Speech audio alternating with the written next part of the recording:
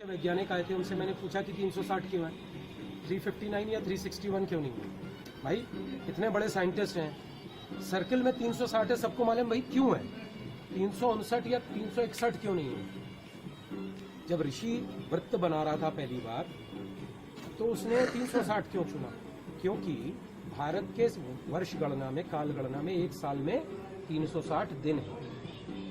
एक दिन के लिए 1 डिग्री, यानी आप कर क्या रहे हैं, डिग्री इज स्पेस, और आप उसको मेजर काहे में कर रहे हैं, टाइम में। आप टाइम को स्पेस में एक्सप्रेस कर रहे हैं। यानी भारत तब से ये जानता है कि टाइम और स्पेस अलग अलग नहीं है। टाइम यानी स्पेस, स्पेस यानी टाइम। लेकिन इस खोज के लिए 19वीं सदी में आपने आइंस्टीन को नोबेल दे दिया। अच्छा, इसका असर हमारी संस्कृति में कैसे पड़ा? भारत ने इसी ज्ञान को, जो आप देख रहे हैं, इस ज्ञान विज्ञान को लोगों तक पहुंचाने के लिए क्या किया? यूनिवर्सिटीज नहीं खोली, भारत ने इसकी कल्चर बना दिया। उसने नॉलेज को पिघला के उसकी संस्कृति बना दी, उत्सव बना दिए, त्योहार बना दिए। तो आप उसको पढ़ने की जगह उसको जीने लगे।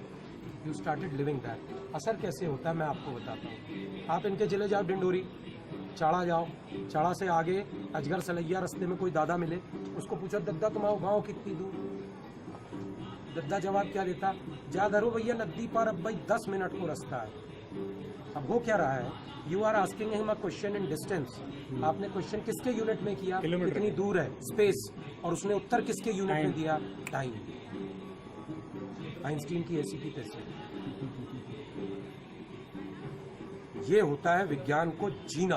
जब एक संस्कृति अपने विज्ञान को आपके भीतर परोसती है तो आपको पता भी नहीं चलता है कि आप उस विज्ञान को जी रहे हैं। दुनिया तो पढ़ रही है, आप तो उसको जी रहे हैं।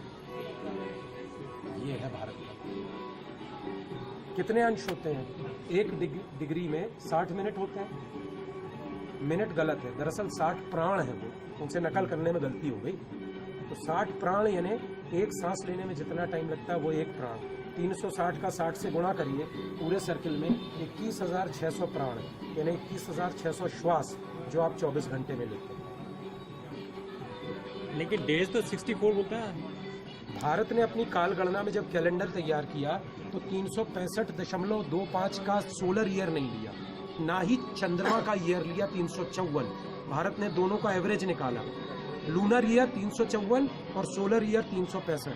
एवरेज निकालो कितना आया, 360। क्यों किया? आपकी दिवाली चंद्रमा के कैलेंडर से आती है कि सूरज के? चंद्रमा के से। लेकिन आती हमेशा उसी मौसम में है, आती चंद्रमा के कैलेंडर से है, लेकिन ऋतु वही रहती है, ऋतुएं लौट आती। होली आती चंद्रमा के कैलेंडर से, लेकिन आती हमेशा फागुन में है। ठीक बात है ना? अगर आप केवल सोलर लेते तो चंद्रमा से नहीं आता, और अगर केवल चंद्रमा ले लेते तो सोलर कैलेंडर, पता चला दिवाली भरी गर्मी में आ गई, भरी बारिश में होली आ गई। तो आपने क्या किया, अपने लूनर और सोलर कैलेंडर दोनों का एवरेज निकाल लिया, हो गया काम। आप उदाहरण के लिए 2 कैलेंडर देखिए। एक हिजरी कैलेंडर है, वो चंद्रमा से चलता है, तो ईद पूरे साल में कभी भी आ जाए। और अंग्रेजी कैलेंडर जो है वो सूरज से चलता है, तो उसकी डेट फिक्स है, वो चंद्रमा से चल ही नहीं सकता। 25 दिसंबर यानी क्रिसमस। लेकिन ये कैलेंडर है, चलता चंद्रमा से है लेकिन बरतता सूर्य में। अब बचे 5.25 दिन, उसका क्या करोगे? तो 5.25 दिन का आप 6 में गुणा करिए, 6 साल में हो गए 31 दिन। आप एक अधिक मास जोड़ देते हैं, सेट हो गया मामला। फिर करते हैं थोड़ा, कोई आने वाले हैं गेस्ट।